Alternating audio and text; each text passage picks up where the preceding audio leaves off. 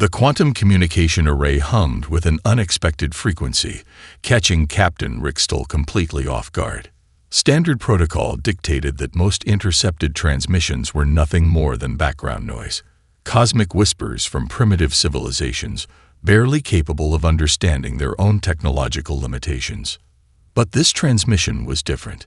The initial burst of data came wrapped in a complex encryption that seemed to dance between mathematical precision and artistic complexity. It took the Zarkax communication specialists nearly 3 standard cycles to crack even the outermost layers of the transmission. What they found was beyond anything in their millennia of galactic exploration. A video. Simple, grainy, seemingly mundane. Yet it would change everything. The footage originated from a human military exercise, captured by what appeared to be a primitive recording device. Most alien civilizations would have dismissed it immediately. The Zarkax, however, had built their entire civilization on the principle of meticulous observation. The scene opened with a vast expanse of star-speckled darkness. In the distance, massive structures emerged, human battle carriers that defied every conventional understanding of spacecraft design. They were not sleek. They were not perfectly symmetrical. Instead, they looked like something between a mechanical marvel and a living organism. Captain Rickstoll leaned closer, his sensory tendrils quivering with an emotion remarkably close to fascination. The carriers moved in a pattern that was simultaneously chaotic and perfectly synchronized. Where alien vessels followed rigid mathematical trajectories, these human constructs seemed to breathe. Their structural plates shifted and realigned with each movement, suggesting an adaptive capability that bordered on the impossible. One carrier, designated as Carrier Alpha in the transmission's metadata, performed a maneuver that would have been considered physically impossible by any known galactic engineering standard. It rotated along multiple axes simultaneously, its massive form twisting through space with a grace that suggested sentience rather than mechanical operation. Communication subarrays along the carrier's hull flickered with complex light patterns. To the untrained eye, they might have appeared random. But Zinra, the junior analyst who first decoded the transmission, recognized something extraordinary. Those light patterns were not just communication. They were a language. A living, breathing language of technological communication that adapted in real time. The carrier's power distribution was equally mesmerizing. Unlike the rigid energy networks of Zarkax vessels, this human design seemed fluid. Power streams redirected themselves instantaneously, creating dynamic protective fields that could reshape themselves faster than any known computational system could process. "It's impossible," muttered Krelnax, the senior strategic analyst, his voice a mixture of denial and emerging respect. No technological system can be this adaptive. But the footage continued, revealing layer after layer of complexity. Smaller support vessels moved around the primary carriers like cellular organisms around a complex biological structure. They were not simply escorting the larger vessels. They were communicating, sharing computational load, adapting their formations with a collective intelligence that suggested something far beyond traditional understanding of artificial systems. What made the transmission truly remarkable was its apparent casualness. This was not a demonstration. This was not a showcase. This was simply a routine military exercise, and the technological marvel on display was considered standard operating procedure by the humans. Captain Rickstoll felt something rare and uncomfortable stirring within his consciousness. It was a sensation the Zarkax had not experienced in thousands of cycles of galactic exploration. Uncertainty, respect, and the first trembling hint of genuine fear. The transmission ended as abruptly as it had begun, leaving behind more questions than answers. But one thing became immediately clear. Humanity was not what the Zarkax Confederation had assumed them to be. They were something else entirely. The Zarkax Confederation's Central Intelligence Chamber was a marvel of technological sophistication. Circular walls pulsed with holographic data streams, casting ethereal blue light across the faces of the most prestigious strategic minds in the known galaxy. Here, civilizations were analyzed, Potential threats were categorized, and the future was mapped with mathematical precision. Krelnax, the senior strategic analyst, stood at the center of the chamber, his multiple sensory tendrils manipulating holographic projections of the human transmission. His body language screamed contempt, of emotion rarely displayed by the typically reserved Zarkax leadership. Primitive technology, he declared, his voice resonating through the chamber's advanced acoustic systems. Look at these structural configurations, completely inefficient. No coherent energy distribution. No standardized communication protocols. The other analysts nodded in agreement. Generations of technological supremacy had taught the Zarkax a singular truth. Their civilization represented the pinnacle of engineering excellence. Anything that did not conform to their understanding was, by definition, inferior. But Zinra, the junior analyst who had first decoded the transmission, saw something different. While her colleagues laughed and mocked, she ran her own series of computational analyses. The human battle carriers defied every standard metric of technological assessment. Their structural integrity seemed to follow principles that existed outside known engineering paradigms. Take the energy distribution, for example, where Zarkax vessels used rigid, predetermined power networks. These human carriers seemed to have living, adaptive energy systems. Power could redirect itself instantaneously, creating dynamic protective fields that responded faster than any known computational matrix. The structural configurations are not random, Zinra whispered, her voice barely audible over the chamber's ambient noise. They're responsive, adaptive. Her colleagues ignored her. Krelnax continued his presentation, projecting multiple views of the human battle carriers. Each angle was accompanied by a dismissive commentary. The carriers looked bulky, asymmetrical. Their communication arrays seemed chaotic. Their propulsion systems appeared inefficient. These humans, he proclaimed, understand nothing about advanced spacecraft design. But hidden within the presentation were details that contradicted his narrative. The communication arrays, which seemed random, actually displayed a complex linguistic pattern. The seemingly inefficient propulsion systems showed micro-adjustments that suggested an unprecedented level of computational integration.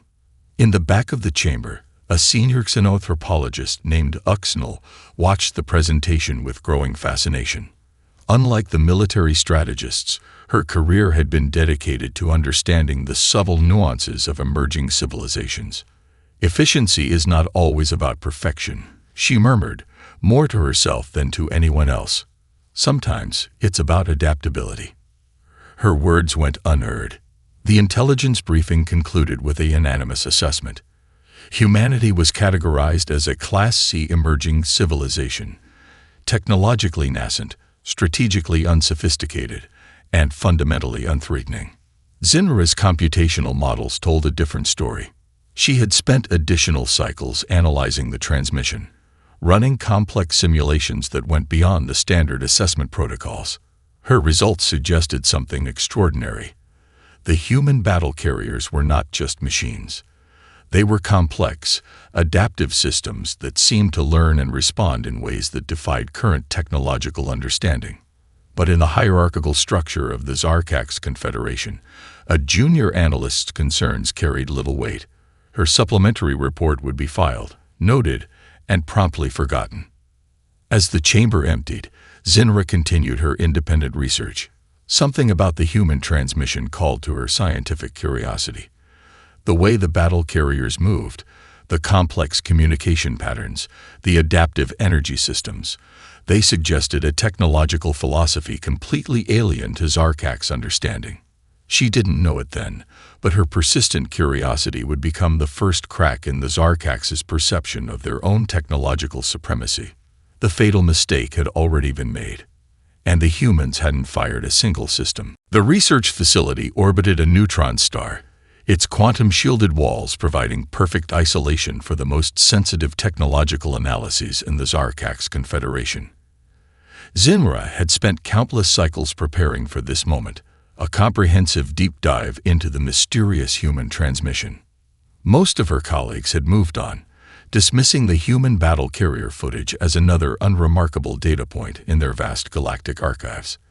But Zinra was different. Where others saw limitations, she saw potential. Her first breakthrough came unexpectedly.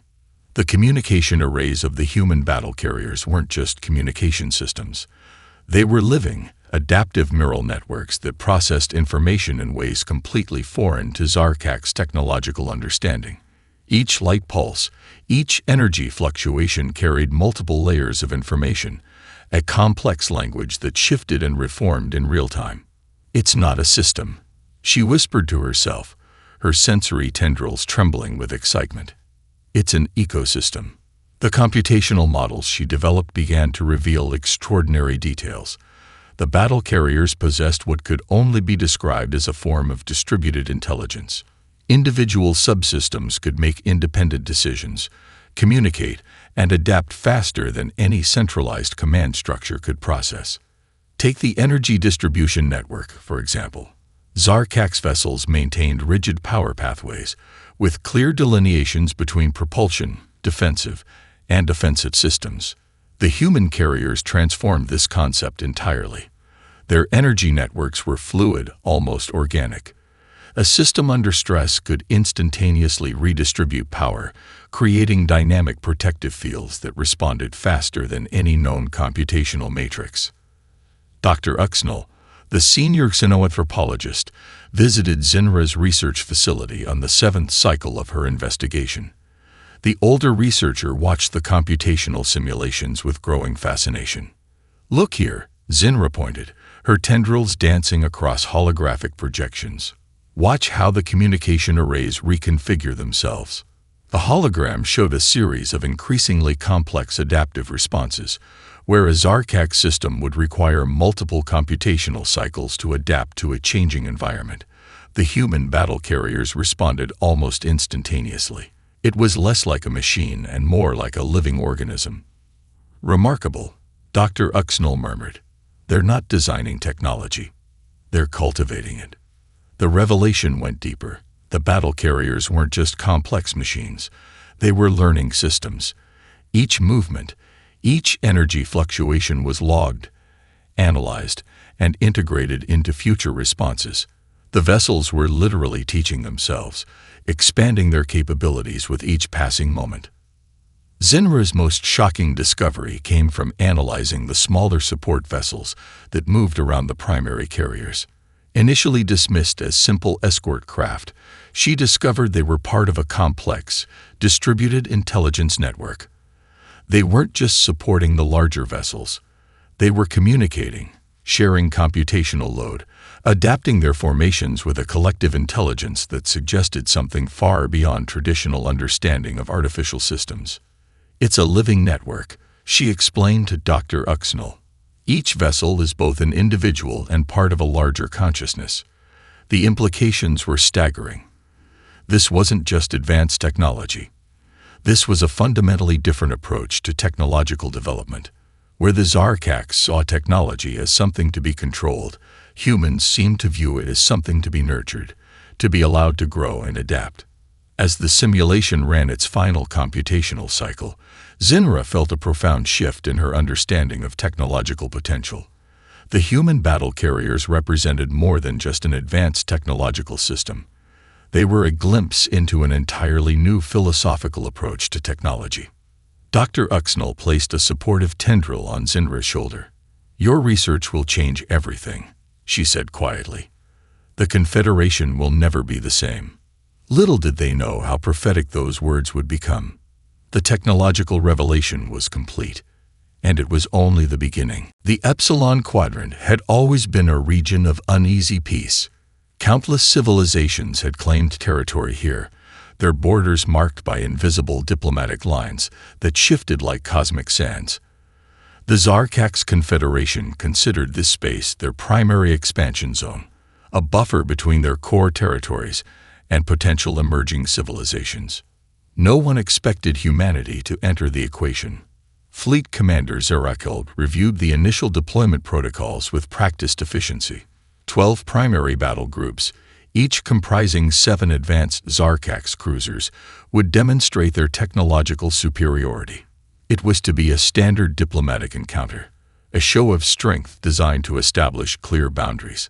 The human response was anything but standard. 3 battle carriers emerged from a quantum slipstream, their approach defying every known navigational principle. Where Zarkax vessels moved with rigid precision, these human constructs seemed to flow through space like living currents. Each carrier adjusted its position continuously, creating a dynamic formation that made traditional tactical analysis impossible. Communication channels erupted with unexpected activity. The human carriers weren't just approaching, they were communicating. Not through standard diplomatic protocols, but through a complex adaptive language that seemed to reshape itself with each passing moment. Unidentified vessels transmitted Zorakal, following standard first contact procedures. You are entering restricted space. Identify and state your intentions. The response was breathtaking in its complexity. Instead of a standard audio or text transmission, the human battle carriers began a symphony of technological communication. Energy patterns danced across their hull, creating intricate light displays that were simultaneously a greeting, a navigational plan, and what seemed like a complex mathematical equation. Dr. Zinra, watching from the research facility, could barely contain her excitement. "They're not just communicating," she whispered. "They're negotiating on an entirely different level." The Zarkax tactical systems began to break down. Predictive algorithms that had worked flawlessly for millennia suddenly became useless. The human battle carriers moved with an impossible level of adaptive intelligence. Each carrier seemed to be processing potential scenarios faster than entire Zarkax command structures. One carrier, designated Alpha 7 in human notation, performed a maneuver that defied every known law of spatial dynamics. It rotated along multiple axes simultaneously, its massive form twisting through space with a grace that suggested sentience rather than mechanical operation. Defensive systems on the Zarkax cruisers began to react automatically. Energy weapons charged, targeting systems locked onto the approaching vessels. Standard protocol dictated a clear show of force. But the human carriers were already 3 steps ahead. Before the first Zarkax weapon could fully charge, the human vessels had already mapped multiple potential engagement scenarios. They weren't preparing for combat. They were demonstrating the futility of such an approach. Energy redistribution on the human carriers created dynamic protective fields that seemed to anticipate potential weapon trajectories, not by predicting, but by fundamentally changing the space around them. It was less like a defensive maneuver and more like a complete reimagining of spatial interaction. Zorakal watched in mounting confusion and emerging respect. These weren't just vessels. They were living, thinking systems that understood conflict on a level far beyond traditional military strategy. "Stand down," she transmitted, her voice carrying a mix of professional composure and genuine wonder. Initiating diplomatic communication protocols. The human battle carriers responded with another burst of complex light patterns. It wasn't a surrender. It wasn't an agreement. It was an invitation to understand. Something fundamental had changed in that moment. The Zarkax Confederation's understanding of technological potential would never be the same. The first confrontation was complete, and it had been won without firing a single system. The true nature of human technological superiority revealed itself not through raw power, but through an intricate dance of psychological complexity that left the Zarkax Confederation utterly bewildered. Deep within the Communication Research Center, a team of Zarkax analysts struggled to comprehend the latest data stream from the human battle carriers. What they had initially perceived as random signal patterns were actually sophisticated communication matrices that transcended traditional understanding of information exchange. Lead analyst Krentok watched in growing frustration as each attempt to decode the human communication systems failed spectacularly. The battle carriers weren't just sending messages, they were weaving an intricate tapestry of information that continuously reshaped itself. "It's like trying to catch water with a neural net," Dr. Zinra observed, her sensory tendrils tracing the complex holographic displays. They're not communicating in a linear fashion. They're creating living information ecosystems. The human approach defied every known principle of strategic communication. Where Zarkak systems relied on precise, predetermined communication protocols, the human battle carriers created adaptive language matrices that transformed with each transmission. Each communication was simultaneously a message, a tactical assessment, and a psychological probe. Their communication arrays did more than transmit information. They analyzed, interpreted, and responded to psychological states that the Zarkaks hadn't even recognized as communication channels. Most shocking was how the human carriers managed interstellar communication. Traditional quantum communication relied on fixed encryption protocols. The human systems created dynamic encryption that was more akin to a living organism than a technological system. Each transmission carried multiple layers of meaning, with information that could be interpreted differently based on contextual nuance. Dr. Uxnell, the senior xenoanthropologist, discovered something even more extraordinary. The battle carriers weren't just communicating between themselves. They were creating complex psychological landscapes that could influence perception itself. "Look here," she told the research team, highlighting a particularly complex data stream. They're not just sharing information. They're creating shared cognitive experiences. The human communication systems operated on principles that seemed to blur the line between technology and consciousness.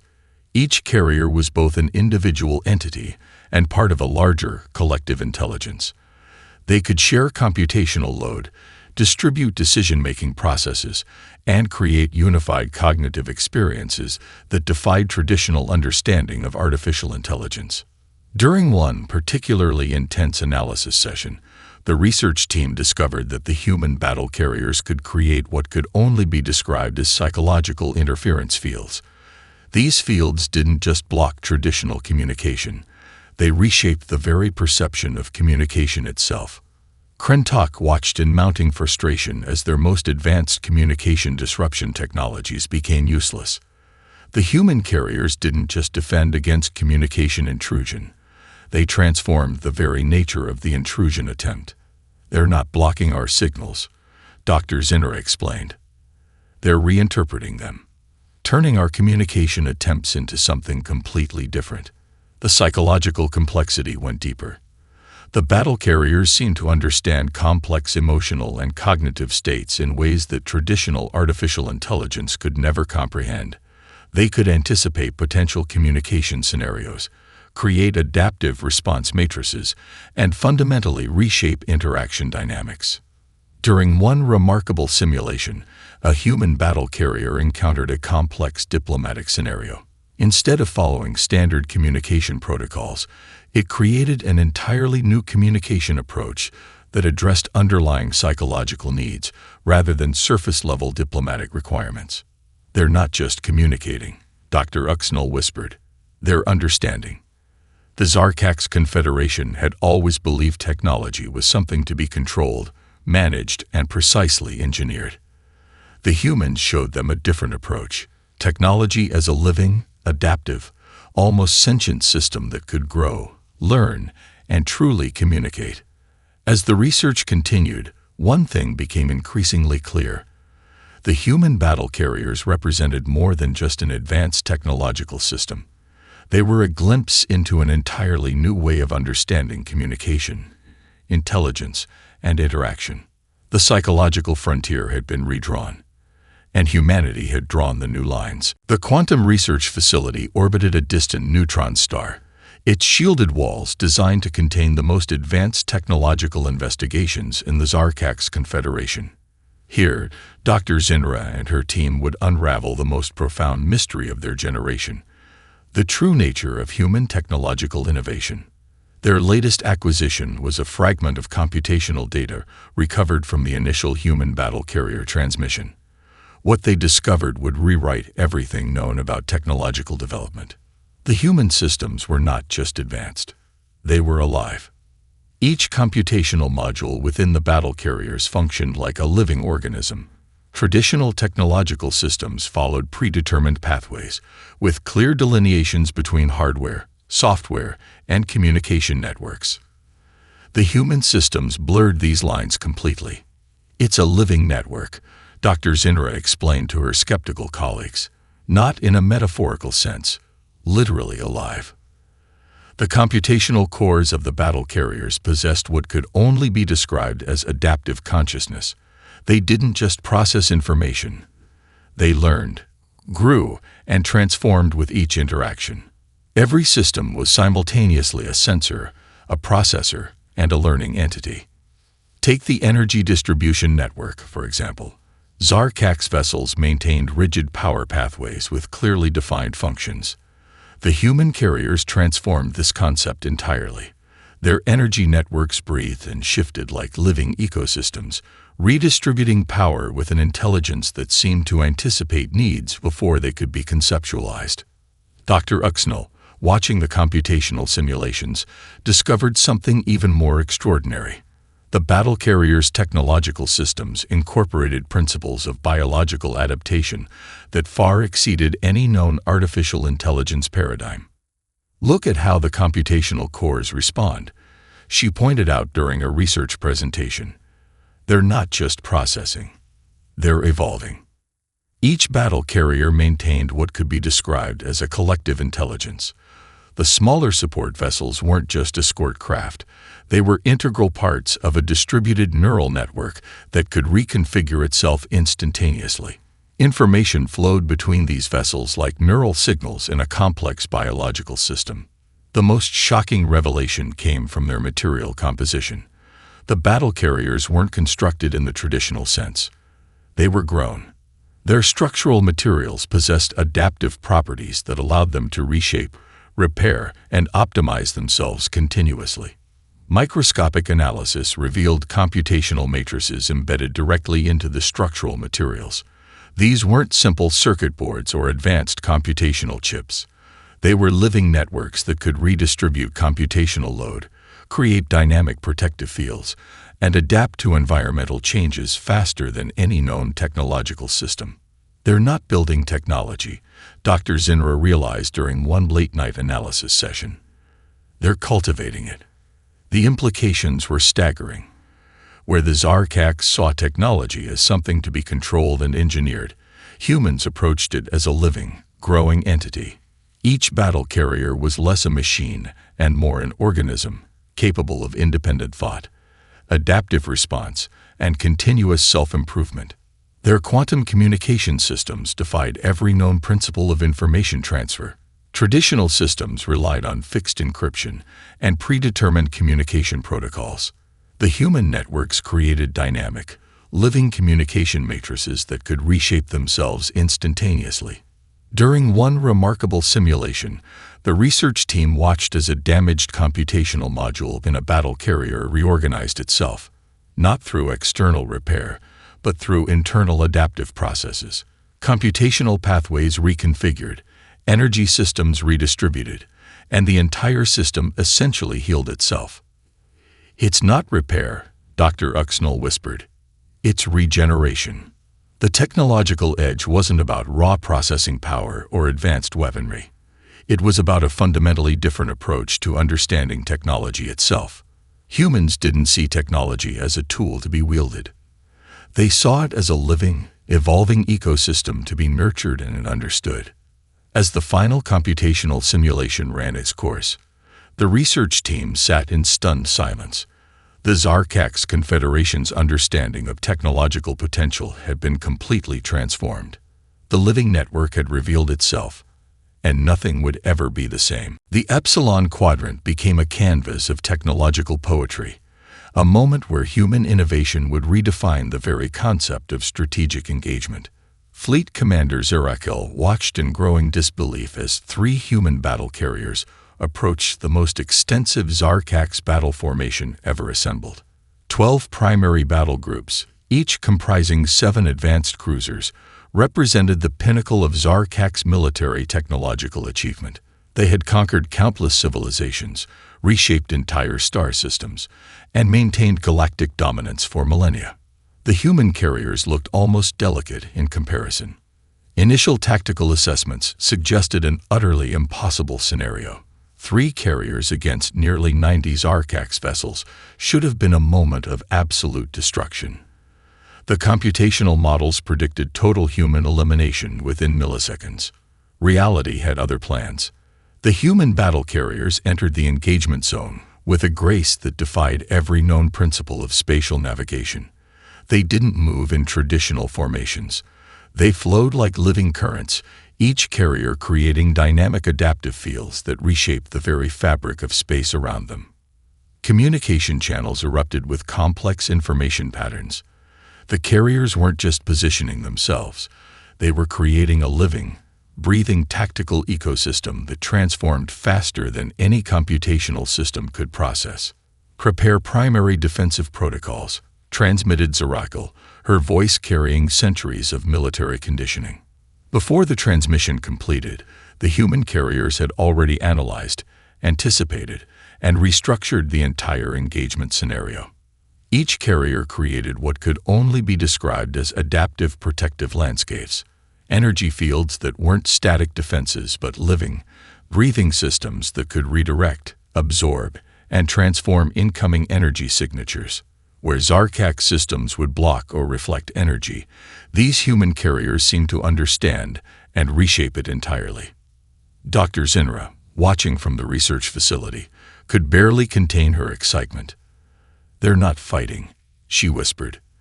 "They're negotiating on a fundamental physical level."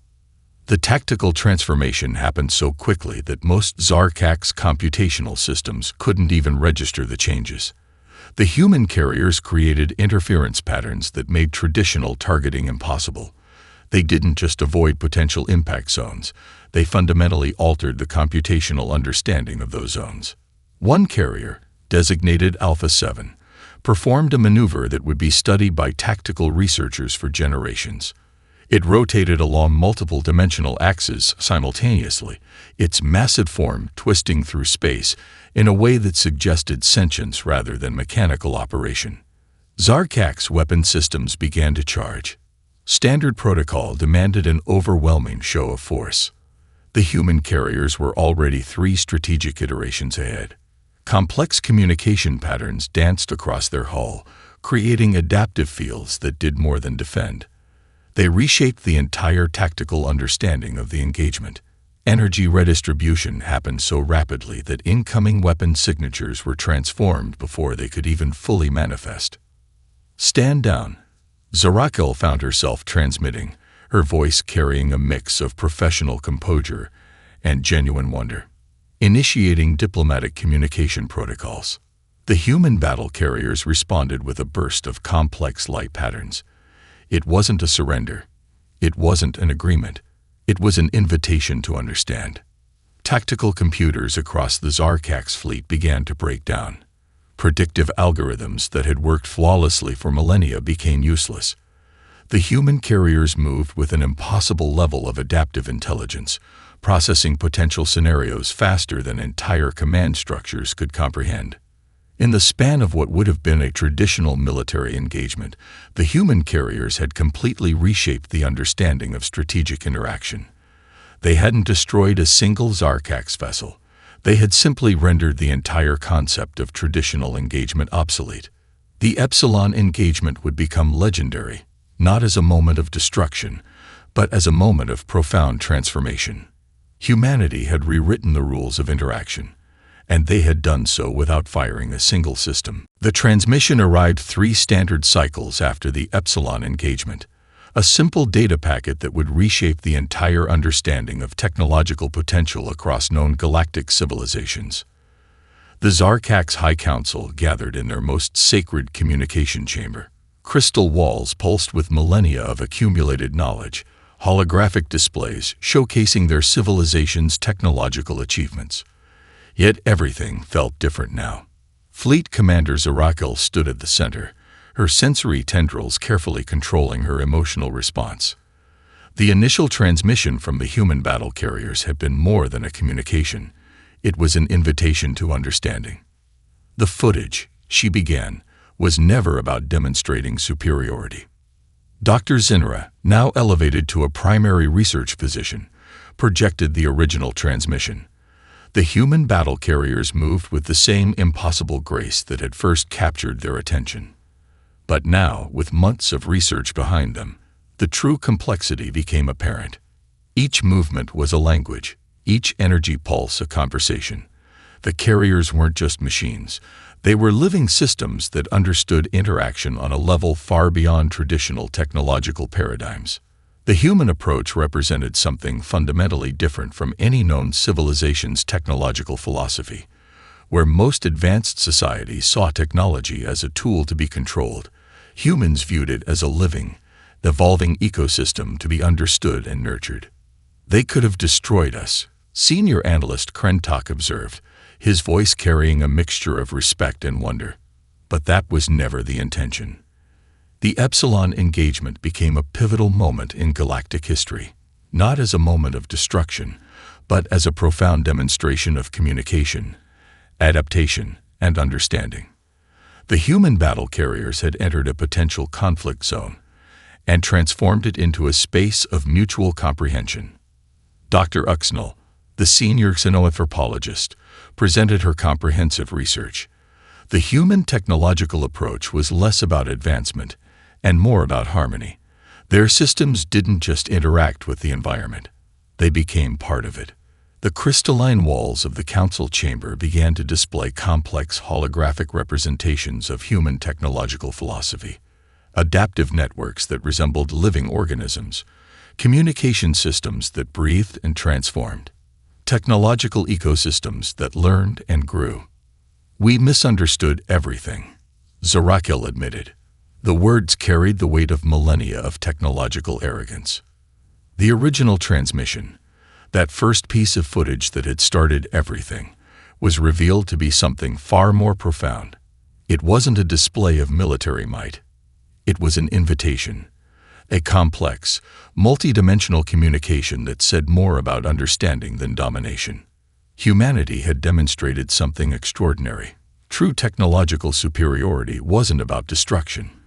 It was about adaptation, communication, growth. The Zarkak's Confederation would never be the same. Diplomatic protocols were rewritten. Research approaches were transformed. An entire civilization's understanding of technology, communication, and interaction underwent a fundamental redesign. The human battle carriers had entered galactic consciousness not as a threat, but as a revelation. Dr. Zinra, reviewing the final research compilation, understood the true message. It wasn't about who had the most advanced technology. It was about how that technology understood the universe. "They didn't just show us their capabilities," she whispered. "They showed us a new way of seeing." As the transmission concluded, the holographic displays filled with complex light patterns, a final communication from the human battle carriers. It wasn't a goodbye. It wasn't a declaration. It was an ongoing invitation to understand. The legacy of the Epsilon engagement would be remembered not as a moment of potential conflict, but as a moment of profound connection. Humanity had entered the galactic stage not with a roar, but with an intricate, beautiful conversation. And everything had changed.